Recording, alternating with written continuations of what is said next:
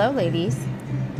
I am at a coffee shop, so I think you can hear music, possibly. I was going to let you know that if this doesn't work out and I do the replay and I totally can't hear myself over everything, then I'll redo this for us. But I promised that we would get this done today, and then I landed here, was the best place for me to land. So my apologies for the background noise. But today I wanted to dig into why calorie counting is a problem, or it may not be. So I kind of wanted to just talk to you about calorie counting in general and answer your questions in this group about what is working best for you. And so there is a part in your PDF, and the parts I wanted you to look at specifically were the second and third out of the 4 in that PDF. And so it's just titled The Surprising Problem with Calorie Counting.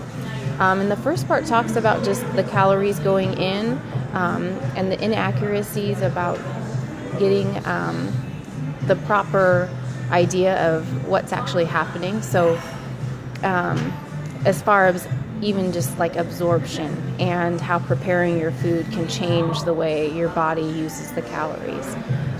So along those same lines also there's a part 2, and then just talking about how when you estimate your calorie burning, that those methods are usually not precise. So not only is there a problem with calorie counting because it's hard to accurately track what you're putting into your body, but then it's hard to accurately track what your body is actually doing and how it's actually burning those calories and how quickly each individual person's rate would be. So I want you to just be able to refer to that PDF for the information. I don't think it's necessary for me to read it to you, but I just wanted to kind of explain to you where I am now after being in the industry since 2000, on what I think maybe is the best thing to do and what I actually do. So I always say that I'm a nutrition agnostic. I'm a nutrition coach through Precision Nutrition, just as a reminder.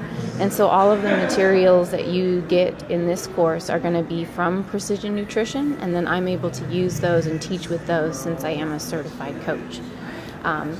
So that's where I'm coming with all of this information from that place.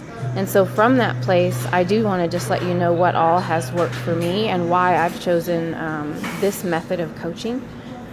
So what we're going to end up with by next week in this method of coaching is that I'm going to want you, instead of counting calories really rigidly, I would like you to be using your hand to estimate serving sizes and then playing around with what is working best for you. So I'm not going to pretend in this course like I know exactly what calorie range you exactly need to hit, or that I know exactly the serving sizes that you need, but you're going to learn how to do it for yourself, and then I'll just kind of be here for some ideas on where to start. Okay? So what I do with a lot of women is I do ask them to fill out a 3-day food analysis. And so I just have them keep track of their food for 3 days, exactly what they're doing. And a lot of times I don't tell them to give me exactly what the calorie count is unless they really want to, or unless they're going through an app or something, because I can almost count those calories now in my head because I have a lot of it memorized. So usually I can kind of write off to the side about how many calories I think it is based off what they've said.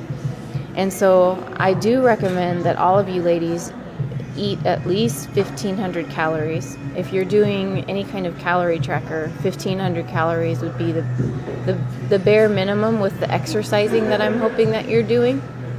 And of course, when I say bare minimum, that again is taking into consideration that calorie counting is imprecise, so a little bit of wiggle room there. But the estimate is that for a woman, 1,200 calories is what you need to just exist. So 1,200 calories just to exist with what your body needs. But then if you're going to add exercising onto that, that's where I'm getting the 1,500 calories from.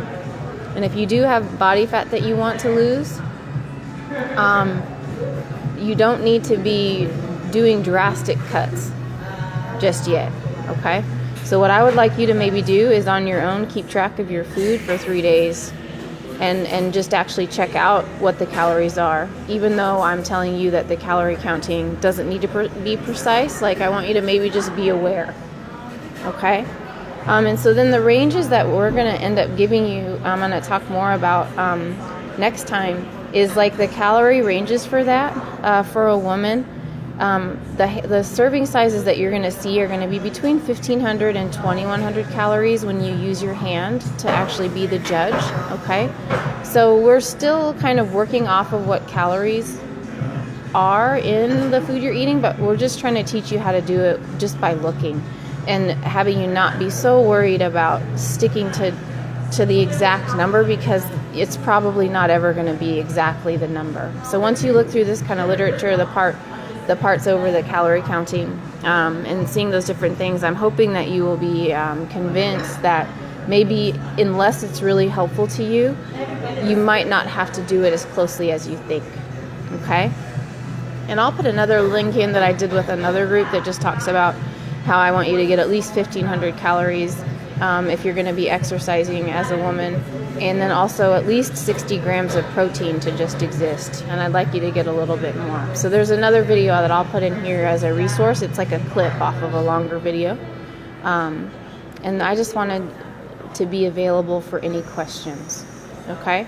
So maybe keep track of your food for 3 days, see where you're at, and then just kind of be looking at this information, because next week I'm going to be really trying to get you to get within those ranges I said earlier. Somewhere between 1,500 and 2,100 calories would be the best, and you could do that either by counting if you really, really want to, or you could do that by learning this system of just using your hand as a guide for serving sizes, okay? So that's the plan. I'm excited you ladies are here.